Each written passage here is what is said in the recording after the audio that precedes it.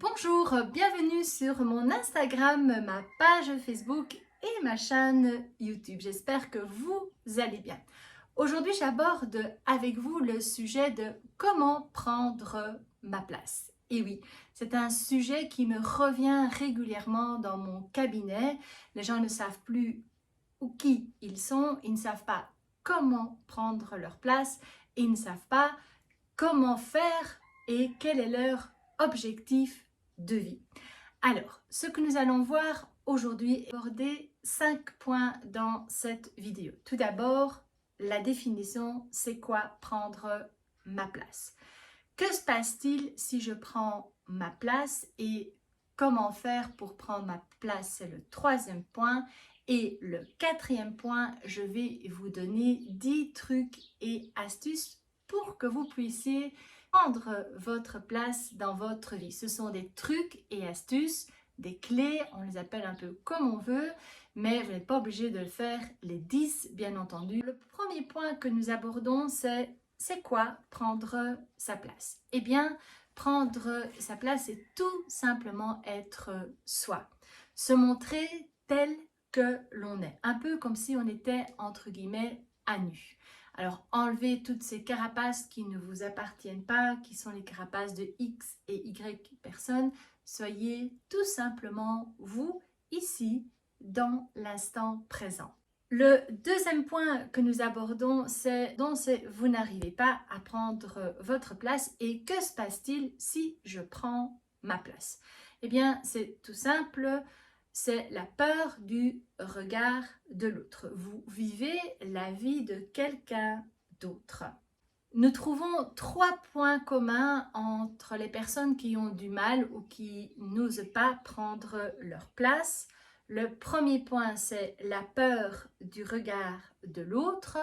Le deuxième point, c'est la peur du rejet de l'autre. Le troisième point, c'est le manque de confiance en soi. Ça, ce sont les 3 points que personnellement j'ai remarqués dans mon cabinet et c'est les points communs qu'il y a entre ces gens, ces personnes qui ont du mal à oser prendre sa place. L'autre point commun que j'ai également remarqué dans mon cabinet par rapport aux personnes qui ont du mal à prendre leur place, c'est aussi lié à leur enfance. Ce sont des enfants où on a régulièrement répété « ne fais pas trop de bruit, fais-toi discret », ne prends pas trop de place, sois sage. Et donc, ce sont des croyances limitantes que la personne s'est mis. Donc, je ne dois pas prendre trop de place, je ne dois pas faire trop de bruit. Et donc, plus tard, quand elle est adulte en société, eh bien, son schéma revient, ce qui est tout à fait normal. Donc, je ne prends pas trop de place, je me fais toute petite ou je ne parle pas trop fort, on ne peut pas trop m'entendre. Le troisième point que nous abordons, c'est si je prends ma place, que va-t-il se passer? Eh bien, la personne a tout simplement peur d'être jugée, elle a peur de rentrer en conflit, elle a peur d'être une personne prétentieuse, elle a peur de prendre la place de quelqu'un d'autre et elle a peur de ne pas être aimée. Pourquoi? Parce que enfant, si on lui répétait « prends pas trop de place, sois sage, j'ai pas envie de t'entendre, mets-toi dans ton coin », eh bien, si l'enfant fait l'inverse, elle a peur de ne pas être aimée de sa maman, elle a peur d'être rejetée, elle a peur d'être jugée ou de prendre tout simplement la place de quelqu'un d'autre, d'un frère, parfois malade ou d'une sœur, parfois aussi handicapée ou malade. Du coup, c'est un petit peu comme si la personne traversait la pièce sur la pointe des pieds pour qu'on ne l'aperçoive pas, pour qu'elle ne dérange pas l'autre. C'est la personne qui a peur de prendre sa place. Elle va aussi énormément faire des choix, mais dans sa tête. Parce que bien sûr qu'elle va prendre sa place dans sa tête, donc elle va avoir une ébullition d'idées dans sa tête qu'elle ne va pas pouvoir ou mettre en place. Le quatrième point que nous abordons aujourd'hui, donc ce sont les 10 clés, trucs et astuces que je vais vous donner. Le premier truc et astuce, c'est tout simplement aller rechercher là où les croyances limitantes. Qu'est-ce que vous avez entendu dans votre enfance qui aujourd'hui ne vous permettent pas de prendre votre place? Alors, par rapport à ces 10 petits trucs et astuces qui est un petit travail quand même sur vous, moi je vous propose de prendre un petit cahier, un petit carnet, comme j'ai toujours votre carnet bonheur, et de indiquer dans votre carnet toutes ces croyances et tous les petits trucs et astuces que je vais vous donner tout de suite. Le deuxième point, c'est je prends ma place et je ne prends pas la place de quelqu'un d'autre. Eh bien, c'est juste. Je prends ma place et chacun a sa place. C'est pas parce que je prends ma place dans un groupe que je prends la place de quelqu'un d'autre. Chacun a sa place. D'ailleurs, quand on met la table, chacun a sa place. Il n'y a pas de place et une personne qui est mise à l'écart. Eh bien, dans notre vie, c'est juste pareil. Chacun a sa place. Un peu comme quand on dresse la table, chacun a sa place à table. Et on ne prend pas la place de quelqu'un d'autre. Alors, la troisième clé que nous voyons aujourd'hui, c'est arrêtez de chercher votre place. Eh bien oui, parce que vous êtes à votre place. Arrêtez et laissez votre ego de côté parce qu'il vous embrouille la crinière, comme je pourrais dire. Il vous parle, il vous dit que vous n'êtes pas à votre place, mais si, vous êtes à votre place. Arrêtez de vous poser la question et de poser les questions ruminées dans votre tête parce que vous nourrissez, vous ouvrez grand ouvert les portes à votre ego et c'est lui qui prend trop de place. Si vous avez l'impression de ne pas être à votre place, vous pouvez peut-être vous poser la question, suis-je réellement aligné? Aligné avec ma vie professionnelle, aligné avec ma vie amoureuse, aligné avec mon ami, aligné avec mon travail, avec les choses que vous vivez et avec les événements, les situations où vous ne vous sentez pas à l'aise. Est-ce que vous êtes vraiment avec la bonne personne ou est-ce que vous êtes vraiment dans le bon travail qui est en lien avec votre profil, votre personnalité? Alors, vous pouvez prendre votre petit carnet et vous poser la question suivante. Qu'est-ce qui me fait dire dans ma vie que je ne suis pas à ma place? Quelles sont les sensations? Quelles sont les émotions? Qu'est-ce qui me fait dire dans ma vie que je ne suis pas à ma place à mon travail, avec une amie, dans ma vie amoureuse, en famille? Posez-vous la question dans votre petit carnet. Cela vous aidera à faire le point par rapport à votre place. La quatrième clé que nous voyons aujourd'hui, c'est comment vous réfléchissez pour prendre votre place. Est-ce que c'est vous qui prenez votre place, qui réfléchissez, ou est-ce que c'est la peur qui réfléchit? Alors, je vous propose de reprendre votre petit carnet et de vous poser 2 questions. Alors, dans cette situation, si je voulais prendre ma place, comment je ferais? La deuxième question, dans cette situation, si je n'avais pas peur, comment est-ce que je ferais pour prendre ma place? Cinquième clé, c'est donnez-vous la permission de prendre votre place. Eh bien oui, il n'y a personne d'autre qui va vous dire vas-y, tu peux prendre ta place. Donnez-vous la permission de prendre votre place. Alors, je vous propose de reprendre votre petit carnet et d'inscrire la phrase suivante.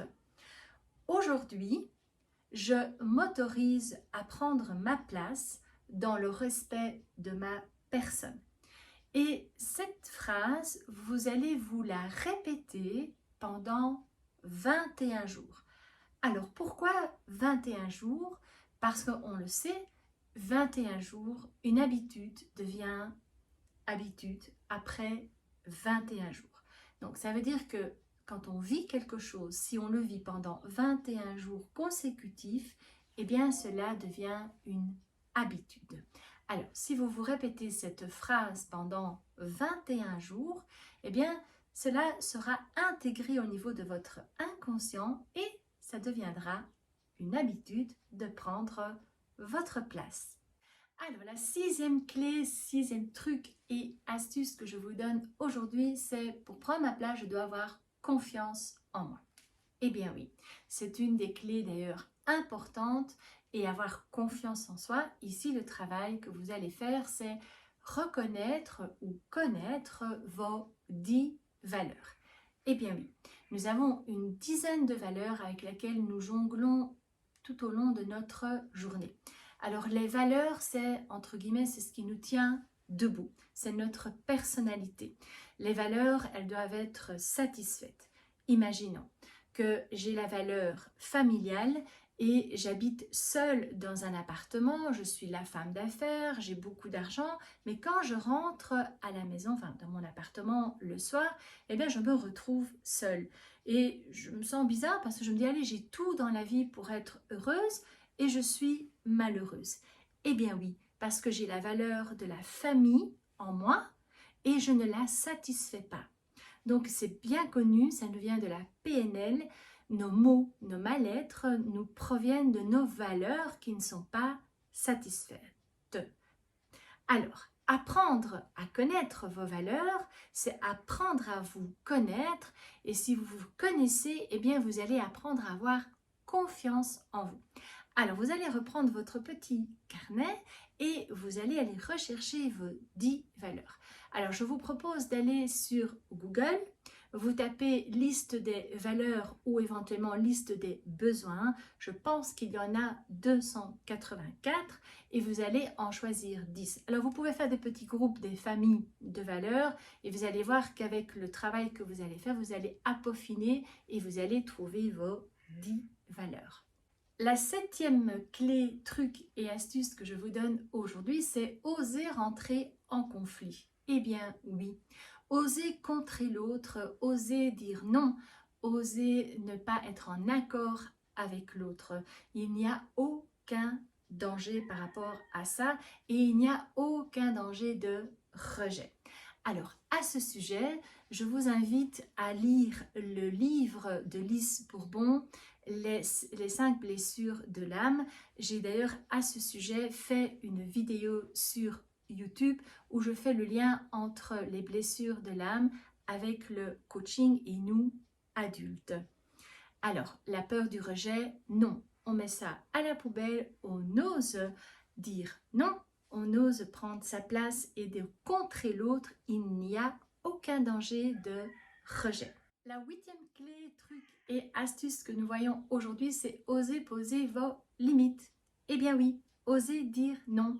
À ce sujet, j'ai également fait une vidéo sur ma chaîne YouTube, comment oser dire non. Je vous invite à aller la visionner.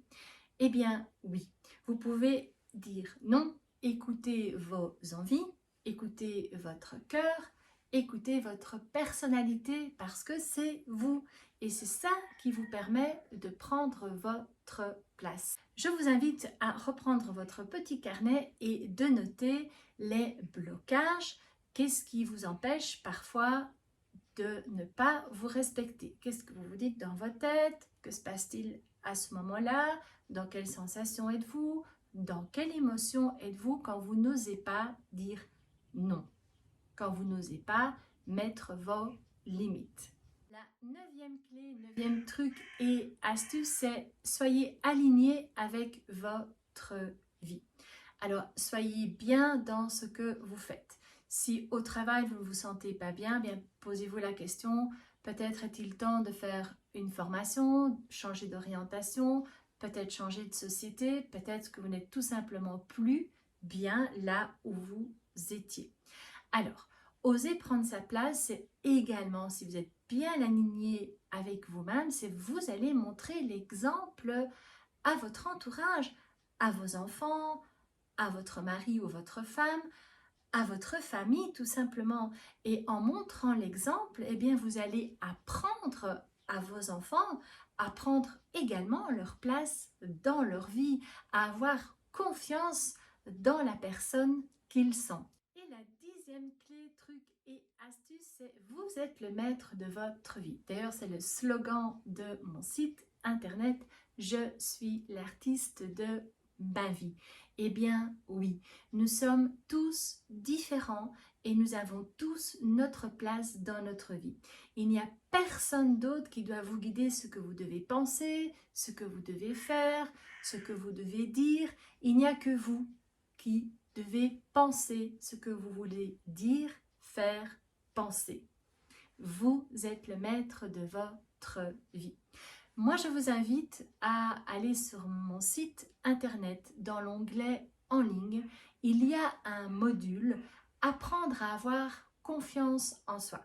Ce sont 5 séances de coaching et dans ces séances de coaching, vous allez apprendre à vous connaître, vos valeurs, vos passions, vos forces de caractère, vos qualités, vos défauts et encore plein de trucs et astuces de coaching de la psychologie positive. Vous allez avoir confiance en vous et vous n'aurez plus aucun problème à prendre votre place car c'est votre objectif. Je prends ma place dans ma vie. Ainsi donc se termine déjà notre vidéo de comment prendre sa place dans sa vie. J'espère que ces petits trucs et astuces vont vous aider. Pensez à votre petit carnet bonheur. Pensez à inscrire régulièrement des idées, des situations, comment j'ai réagi, qu'est-ce que j'aurais pu faire, qu'est-ce que j'aurais pu mettre en place. Allez chercher vos valeurs, questionnez-vous par rapport à votre alignement dans votre vie.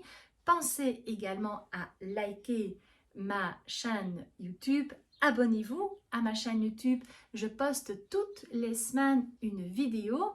Pensez éventuellement à mettre un commentaire. Si vous avez des idées, des sujets que vous avez envie que j'aborde, n'hésitez pas à me donner vos idées.